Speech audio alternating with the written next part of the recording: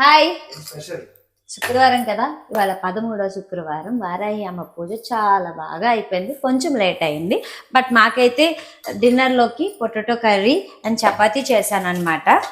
అమ్మవారికి అయితే మాత్రం నైవేద్యం కింద ఈవినింగ్ తెలిసిందే కదా, ఎర్రదుంపలు అండ్ ప్రోమోగ్రానైట్ పెడతాను, అలాగే పెట్టేశాను. పూజ అయితే మాత్రం చాలా బాగా అయిపోయింది. ఫ్రూట్స్తోనే చేసుకున్నాను. ఈవినింగ్ ఏమి నైవేద్యం చేయలేదన్నమాట.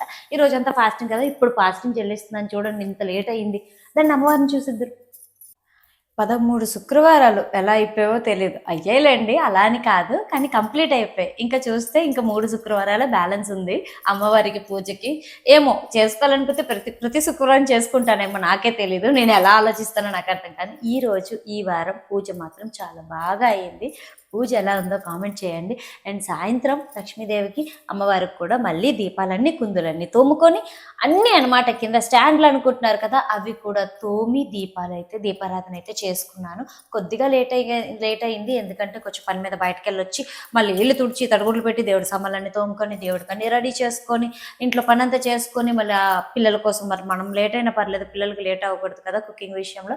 అందుకోసమే డిన్నర్ కూడా ప్రిపేర్ చేసి మళ్ళీ స్నానం చేసి అప్పుడు పూజ అయితే ఫినిష్ చేసుకున్నాను. పూజ ఎలా ఉందో కామెంట్ చేయండి. వారాహి అమ్మ నవరాత్రుల గురించి అడిగారు కదా, ఇప్పుడే ఒక చిన్న ఫుల్ లెంత్ వీడియో చేస్తున్నాను, యూట్యూబ్లో అప్లోడ్ చేస్తాను, ఒకసారి వెళ్ళి చెక్ చేసేయండి.